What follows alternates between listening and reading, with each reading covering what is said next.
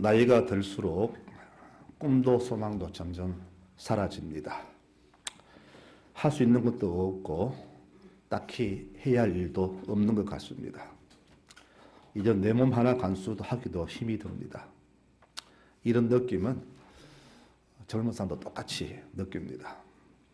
이들에게 세상은 넓어 보이는데 할 일도 많아 보이는데 막상 가야 할 길도 안 보이고 해야 할 일도 그렇게 많이 보이지 않는 것 같습니다. 그래서 젊은 사람들이 인생을 많이 포기합니다. 이런 날들이 계속되다 보니까 이제 모두가 지쳤고 이제는 될 대로 되라는 식의 모습으로 막 살고 있습니다. 해가 지면은 자리에 눕고 해 뜨면 일어나고 아프면 병원 가고 배고프면 먹고 이렇게 할 일 없이 세월만 축내고 있습니다. 어떻게 살아가야 할지 정답이 없습니다. 참 걱정입니다. 인생이 한 번 더 주어진다면은 지금 첫 번째 실패한 인생에 미래를 안 둘 텐데 한 번뿐이기 때문에 이러지도 못하고 저러지도 못하고 참 고민이 많습니다. 어디 다른 곳에 소망이 없을까 둘러보아도 딱히 빛이 보이지 않습니다. 사람들은 그래서 종교를 만들었고 인생 철학도 만들었지만은 거기에도 소망은 보이지 않습니다. 인류 역사를 보면은 그 와중에도 누군가는 인류에게 소망을 주려고 나름의 애를 썼던 흔적들이 많이 나타납니다. 의학과 과학, 문학, 또 종교 이것을 보면은 지금 우리가 똑같은 절망 속에 살았던 우리 고대인들도 지금 우리처럼 똑같은 소망 찾고 있었음을 우리가 말씀 속에서 볼 수가 있습니다. 그 대표적인 사람들로 오늘 동방 박사들을 소개하려고 합니다. 성탄되면은 늘 등장하는 분이 바로 동방 박사지요. 이들은 우리가 알듯이 천문학자들입니다. 그럼 천문학은 어떻게 생겨났을까요? 창세기 1장 14절에 그 천문학의 기원이 있습니다. 하나님이 하늘에 광채가 나타나 땅을 비추고 낮과 밤을 나누어라. 그리고 날과 해와 계절을 구분하라 하시자 그대로 되었다. 하나님은 두 개의 큰 광채를 만들어 큰 광채로 낮을, 작은 광채로 밤을 지배하게 하셨으며 또 별들도 만드셨다. 이 말씀의 근거에서 천문학이 태동하게 되었습니다. 이 학자들은 이 땅이 아닌 하늘에서 신의 뜻을 발견하려고 했던 사람들입니다. 더구나 고대 시대에는 이 천문학만이 시대의 흐름과 천체의 기운을 알아낼 수 있는 유일한 도구였기 때문입니다. 오늘 소개되는 동방 박사들이 바로 그 천문학자들입니다. 이들은 하나님 믿는 사람이 아니었습니다. 또 하나님 믿는 백성, 유대 백성도 아닙니다. 하지만 이들도 나름 인생에 대해서 큰 고민을 하고 있었던 것으로 보입니다. 그런 중에 그들은 소망의 별을 발견하죠. 그리고 그 별이 이 우주의 왕 되심을 알고는 그 왕을 찾아서 이렇게 예루살렘까지 오게 된 겁니다. 왕을 만나러 왔다는 그 말에 유대 헤롯 왕이 크게 근심한 이유가 있죠. 왜냐하면 바로 이들은 세계적으로 유명한 점성가들이기 때문입니다. 그래서 이들의 예루살렘 방문은 곧 이 땅에 왕이 나타났다는 확실한 증거가 되기 때문에 위치를 위험 느낀 헤롯은 당연히 두려움 느꼈겠죠. 그래서 성경은 헤롯 왕과 온 예루살렘이 듣고 난리가 났다라고 그렇게 기록이 된 겁니다. 그럼 별이 도대체 뭔데 이렇게 온 나라가 소동을 벌였는가? 창세기 15장 5절에 보면은요, 아브라함의 후손이 장차 하늘의 별과 같이 되리라. 이렇게 별을 아주 중히 여기는 그런 대목이 나옵니다. 민수기 24장 17절에는요, 한 별이 야곱에게서 나오고 이렇게 말씀하고요. 베드로후서 1장 19절에는 날이 새어 샛별이 너희 마음에 이르기까지라는 말씀도 있습니다. 마지막 계시록 22장 16절에는 나는 다윗의 뿌리요 자손이니 곧 광명한 새벽별이라 이렇게 말씀을 합니다. 이렇게 성경에 기록된 이 모든 별들은 다 그냥 별이 아닌 우리의 소망이신 예수님을 의미합니다. 오늘 이 말씀을 통해서 우리가 깨달을 사실은 하늘을 바라보는 사람만이 별을 볼 수가 있고 별을 보는 사람만이 예수를 봐야 할 수 있다는 그런 진리입니다. 여러분, 이것은 놀라운 진리죠. 요즘은 땅을 많이 개발합니다. 터널도 파고 지하철도 만들고 지하 창고도 만들고 지하 펑크도 만들죠. 중요한 모든 시설은 다 지하에 만드는 것 같습니다. 그러나 아무리 땅을 개발하고 땅을 휘젓고 다녀도 땅 속이나 땅 위에는 별이 없잖아요. 즉, 이 땅에는 소망이 없다는 그런 말입니다. 별은 오직 하늘에만 있고 하늘을 바라봐야만 별을 볼 수가 있습니다. 즉, 내가 소망을 찾으려면은, 희망을 찾으려면은 하늘을 봐야 된다는 그런 말이 됩니다. 하늘을 봐야 소망의 별을 볼 수가 있거든요. 우리 인생이 왜 자꾸 나락으로 떨어질까요? 이유는 한 가지입니다. 땅만 보기 때문입니다. 세상이 왜 이렇게 어지럽고 혼란스러울까요? 더 크고 높은 다음 세상을 바라봐야 되는데 우리는 자꾸 지금 것에 만족하고 여기 정착하려고 하니까 그런 현상이 나타나는 겁니다. 휘어진 것을 노력하지 않고 더 움켜쥐려고 하고 하늘을 봐야 되는데 자꾸 땅만 내려보고 이 땅에 소망을 두니까 세상이 자꾸 이렇게 어지럽고 혼란스러운 겁니다. 시대에 대한 냉철한 고민과 성찰 없이 늘 그렇게 사는 사람은 아무런 느낌도 깨달음도 없이 살아갑니다. 배고프면 먹고 고단하면 눕고 내 배 부르면 내 몸만 따뜻하면 세상 부를 것 없는 그런 짐승 같은 삶을 살게 됩니다. 고민이 없으면요. 그럼 지도자들은 뭘 하고 있었나? 우리처럼 똑같이 땅을 내려보고 있거든요. 그러니 이들에게도 소망을 찾지 못하는 겁니다. 해마다 선거가 나오잖아요. 모두가 장밋빛 미래를 선사하지만은 실제로 그들에게서 무슨 소망을 찾습니까?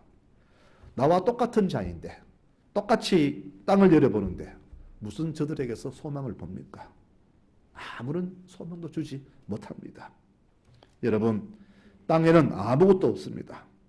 땅은 내가 죽어서 묻힐 것 외에는 아무런 소망 주지 못합니다. 전도서 1장 14절에는 내가 해 아래에서 행하는 모든 것을 보았노라. 모두 다 헛되어 바람을 잡는 것 같다. 라고 땅에 소망 두지 말라고 하셨고요. 또 3장 21절에는 인생들의 혼은 위로 올라가고 짐승의 혼은 땅으로 내려간다 했습니다. 우리가 냉철한 성찰 없이 믿음에 대한 소망 없이 살아간다면 짐승처럼 우리 역시 땅에 묻힐 수밖에 없는 겁니다. 땅은 우리가 임시 머무는 곳이며 죽으면 누구나 다 땅속에 묻히게 됩니다. 그래서 땅은 소망을 주지 못하고 우리에게 절망만 주는 그런 곳이 되었죠. 그러므로 우리는 누구나 소망하는 저 하늘을 바라보며 하늘의 소망만 두고 살아가야 됩니다. 우리의 소망은 바로 하늘에 있다는 것이죠. 하늘에는 바로 별이 있잖아요. 모두가 원하는, 소망하는, 대망하는 그런 별, 스타가 하늘에 있잖아요. 바로 이 별은 하나님이 제시하신 소망의 대명사가 되는 겁니다. 아들이 없어서 늘 고심하던 아브라함에게 하나님이 제시하신 그 증거가 바로 별이잖아요. 창세기 15장 5절에 그를 이끌고 밖에 나가 이르시되 아브라함아 하늘을 우러러 저 별들을 바라보아라. 저 별들 한번 세어보아라. 네 자손이 저 별처럼 저렇게 번성하리라. 그 약속을 별로 하셨습니다. 그는 땅에 살았지만은 이후로 평생을 하늘을 바라보고 살았습니다. 결과 그 약속대로 후손이 하늘의 별처럼 온 땅에 충만하게 되었습니다. 우리는 바로 이 약속의 대목을 그냥 넘겨서는 안 됩니다. 여러분, 믿음이 무엇인가요? 믿음은 하나님을 절대적으로 신뢰하는 겁니다. 신뢰가 바로 믿음입니다. 하나님이시니까, 그분 말씀이니까 조금 더 헛된 것이 없고 말씀하신 그대로 다 이루어진다는 것을 믿고 그분은 세상 끝날까지 나를 지키고 보호하신 분임을 확고하게 믿는 것, 이것이 바로 믿음이 아니겠습니까? 하나님 약속을 믿고 선포된 말씀을 믿고 내게 반드시 이루어지라는 믿음, 소망을 품으면 반드시 소망이 이루어지는 사실을 우리는 마음에 새겨야 됩니다. 그래서 믿음을 품은 사람은 바로 하늘만 바라보는 겁니다. 믿음 가진 사람은 절대로 이 땅에서 소망 찾지 않을 뿐더러 이 땅 것에 일희일비하지 않습니다. 다만 내가 이 땅에 사는 것은 하나님의 은혜요. 살아 숨쉬는 모든 것이 은혜란 것에 기쁘고 감사할 뿐입니다. 그러면 소망 품은 우리들은 어떻게 살아가야 지혜로운 삶을 살았다고 그렇게 할 수 있을까요? 좀 전 성가대의 그 찬송 속에서 참 감동을 받았습니다. 나의 남은 생에는 이렇게 한번 결론을 지어봅시다. 이후에 우리의 남은 생에는 어떻게 살아야 후손들에게 하나님께 참 잘 살았다고 이렇게 인정을 받을까요? 오늘 저는 이 동방 박사들의 그 행적 속에서 해답을 찾고자 합니다. 우리는 오직 먼저 주만 바라보며 나아가야 됩니다. 이 박사들은 별을 보고 왕을 찾으러 왔죠. 이 역시 우리도 그들처럼 별 대신 주만 바라보고 인생을 나아가야 됩니다. 하늘에는 셀 수 없는 수십억 개의 별이 있죠. 우리 삶에도 저 별들처럼 인생의 희망사항들이 얼마나 많습니까? 나는 이런 사람이 되고 싶다. 저렇게 살고 싶다. 어떤 소망이 얼마나 많습니까? 그러나 이 수많은 별들 속에서 박사들이 바라본 그 별은 딱 한 개의 별이었습니다. 성경은 이게 말하죠. 그의 별, 그렇게 성경은 말합니다. 우리가 그의 별을 보고 찾아봤노라.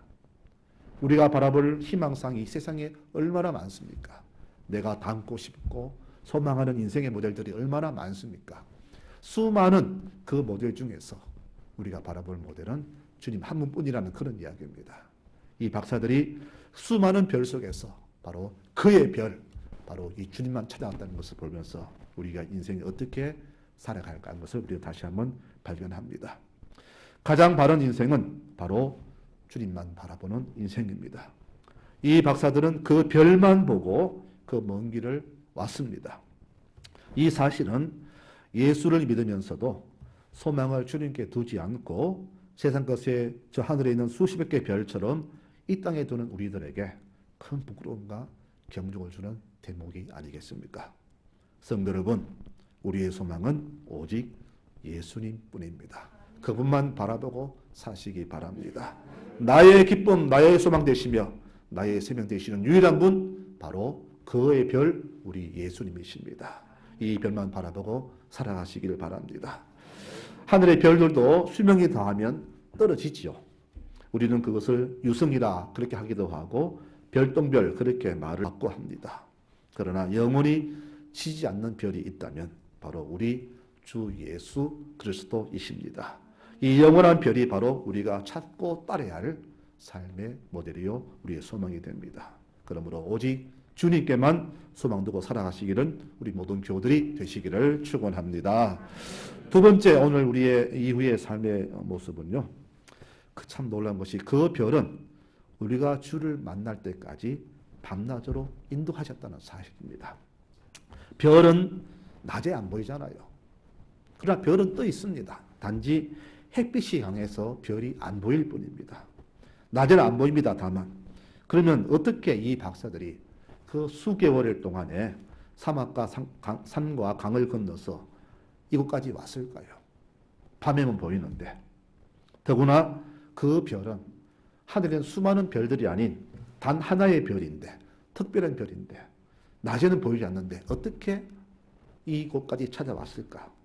저는 그것을 보면서 하나님의 놀라운 경이로운 인도하심을 봅니다. 9절에 보니까 그 별이 문득 앞서 인도하여 가다가 악이 있는 곳 위에 머물러 서 있는지라. 이 대목을 우리에게 말씀합니다. 우리가 주만 바라보면은 주께서 우리를 정확히 주님께로 인도하심을 우리가 보게 됩니다. 내가 다른 것을 찾고 다른 것을 바라보니까 이 별을 놓치는 거예요. 그러나 주만 보았던 그 별만 바라봤던 박사들은 그 어려운 여건 속에서도 마지막 주를 만나는 그 순간까지 바로 정확히 예수를 만나게 되었잖아요. 그 성경은 말하기를 그 별이 그 위에 머물러 있더라 이렇게 말씀합니다. 여러분, 우리가 소망하는 주를 만나는 그날까지 주께서는 우리를 사시사철 밤낮 없이 우리 인도하시는 사실을 믿으시기를 바랍니다. 어떻게 갈까 보이지 않는데 소망이 보이지 않고 절망적일 때도 하늘을 바라보면 주께서는 우리에게 인도하시는 별을 보여주십니다. 끝까지 우리는 그 별을 따라가면 되는 겁니다. 우리가 주만 바라보고 주만 찾으면 그분은 우리를 이렇게 진리 안으로 인도하십니다. 때로는 주님이 과연 계신 게 맞나라고 의심될 정도로 우리는 시험과 아픔에 들 때도 참 많지요. 그러나 그럼에도 불구하고 주께서 늘 우리의 계심을 믿으시기를 바랍니다. 별이 늘 떠 있지만은 낮에 보이지 않을 뿐 우리가 어둠이란 절망 속에 빠졌을 때 더 주를 별을 바라볼 수 있듯이 내가 편하고 좋을 때는 주를 볼 수 없으나 밤처럼 캄캄한 인생의 어둠에 있을 때는 별이 보이듯이 우리 역시 그런 속에서 주를 볼 수가 있잖아요. 그러므로 내 삶에 어두움이 오고 절망이 오고 희망이 없어질 때 그때 주께서 더 나와 가까이 계심을 믿는다면 우리는 결코 인생 문제로 절망하지 않을 것입니다. 이 박사들이 바로 그 희망 속에 살았기 때문에 바로 낮에 보이지 않더라도 밤에만 비추는 별을 보고도 그 뭔가 찾아올 수 있었던 것입니다. 여러분 그러므로 오직 주만 찾고 주께만 인생을 거시는 여러분들 되시기 바랍니다. 우리 믿음 생활에 사람들 그러지요. 비꼬입니다. 뭐 예수 믿는데 뭐 다 잘 되지. 여러분 절대 아닙니다. 내 믿음 생활에 양탄자 깔린 거 절대 아닙니다. 이들이 온 그 수천리 길이요. 좋은 길이었나요? 아니잖아요. 사막을 건너야 되고 낮에는 40도 넘는 그 뜨거운 햇빛에 밤에는 영하 내려는 추운 날씨 사막의 날씨에 산과 또 수많은 정갈들 짐승들 얼마나 위험했습니까? 그런데 우리 인생이 그렇잖아요. 믿음 생활이 그런 겁니다. 주를 만나라는 그 길이 고속도로가 아니더라고요. 근데 우리는 자꾸만 고속도로만 생각합니다. 왜 주님은 내 기도 안 들어주시고 이렇게 시험 주시고 어렵게 하시고 축복 안 하시나? 늘 우리는 그런 불만으로 살아가잖아요. 그런데 실제로 보니까 믿음의 결과는 그게 아닌 것을 봅니다. 믿음의 여정은 오히려 그런 평탄한 길이 아니라 남이 가기 싫어하는 좁은 길이 우리의 가야 할 길임을 깨닫게 되잖아요. 오늘 박사들이 그 먼 길을 그런 것은 바로 예수를 만나겠다는 진념 하나가 있었기 때문에 수많은 난관이 있었지만은 그들은 그 길을 끝까지 견뎌왔고 주께서는 그들의 의지를 보시고 인도한 것이 아니겠습니까? 결국 결론은 왕 되신 예수를 그들은 아련하게 된 것입니다. 우리가 앞으로 만날 주님도 이런 인생의 과정을 겪어야만 될 것 같습니다. 주님께 가는 길이 쉽지는 않습니다. 중간에 포기하고 싶은 마음이 굉장히 많이 들 것입니다. 그러나 끝까지 내가 주님께만 소망을 두고 살아간다면 주께서는 우리에게 힘과 능을 더하시고 우리를 끝까지 그날까지 인도하심을 믿으시기를 바랍니다. 이것이 바로 우리가 살아가야 할 삶의 모습입니다. 자, 광야에서 백성들은 구름을 보고 따라갔습니다. 그 구름이 바로 곧 예수를 상징하는 별입니다. 이들은 구름 따라서 인생을 살았습니다. 그 구름이 바로 오늘 박사가 보고 따라온 별입니다.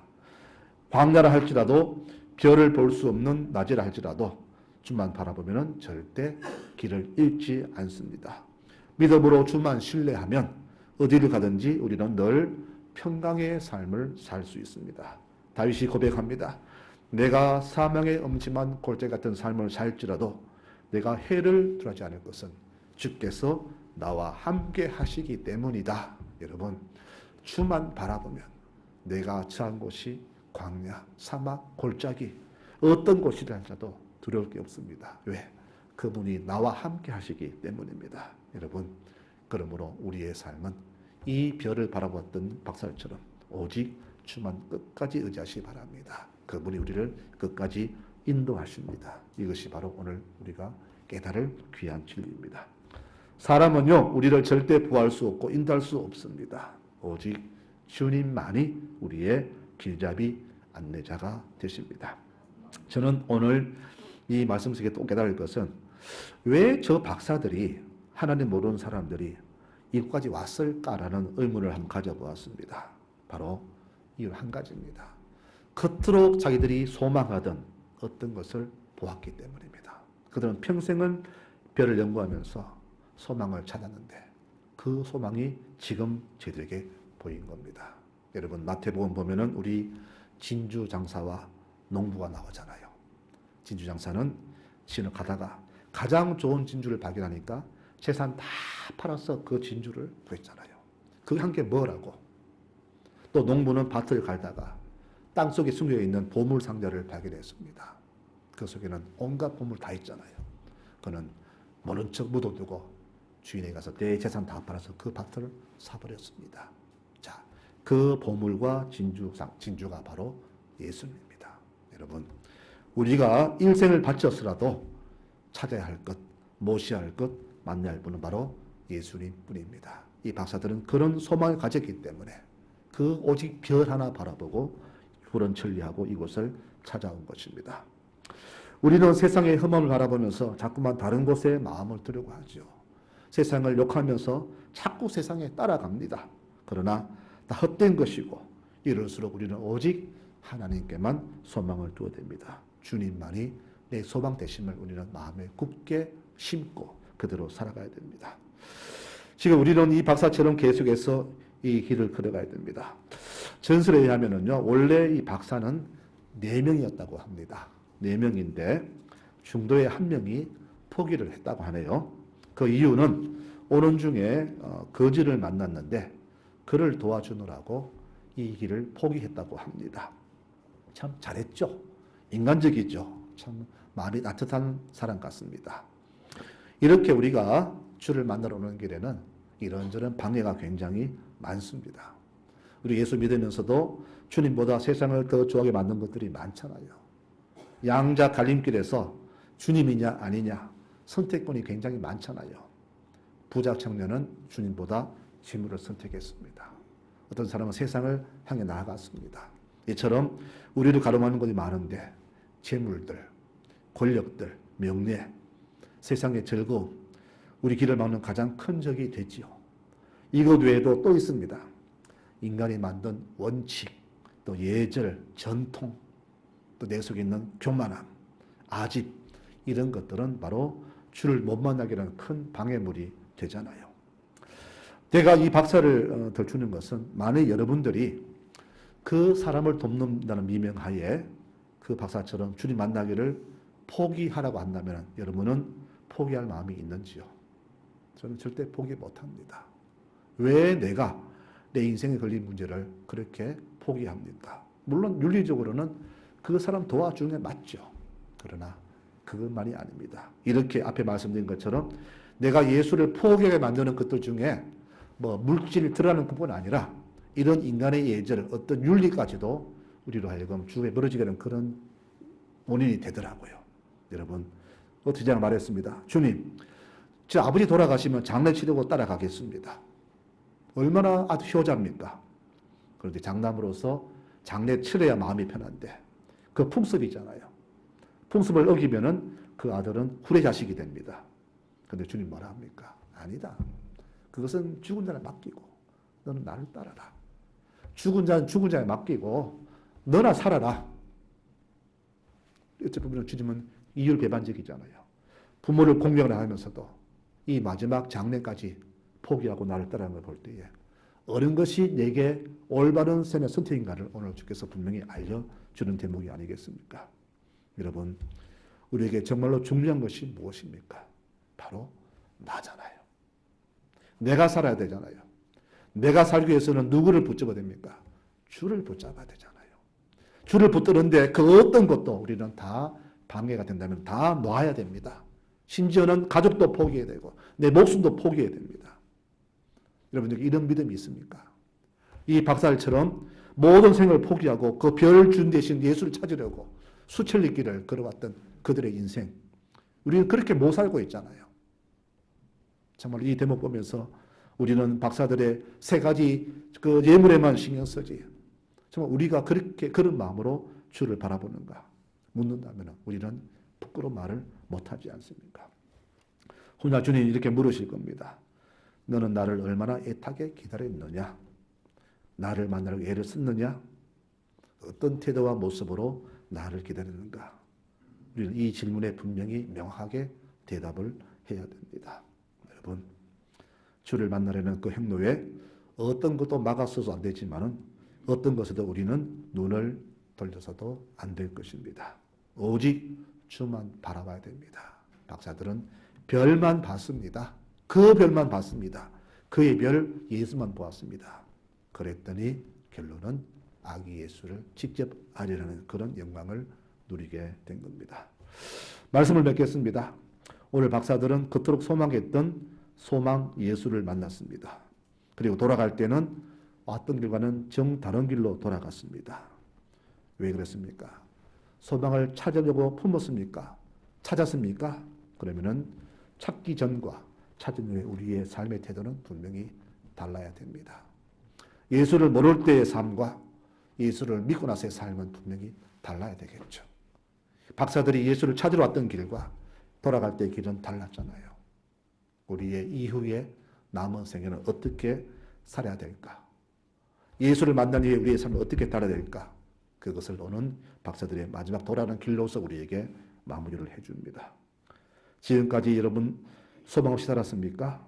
이제는 하늘만 바라보시기 바랍니다. 하늘에는 별이 있습니다.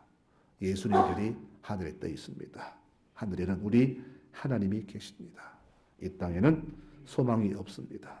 그러므로 주를 만나는 그날까지 우리는 오직 소망을 하늘에 두고 믿음의 선한 싸움을 싸우며 이기를 끝까지 달려가야 됩니다. 그래서 대림절은 다시 오셔서 우리의 눈물을 닦아주시고 우리가 품은 소망 결코 헛된 것이 아님을 확인시켜 주시는 주를 기다리는 간절한 바람의 날들이 아니겠습니까? 오직 주께만 소망 두는 모든 교우들이 되시기를 축원합니다. 세상에 소망 두지 마십시오. 오직 저 하늘을 바라보면서 주의 별을 찾기에 우리 남은 인생이 바쳐져야 될 것입니다. 이런 소망 살아가시는 모두의 성만족의 모든 교우들이 되시기를 간절히 축원합니다. 아멘.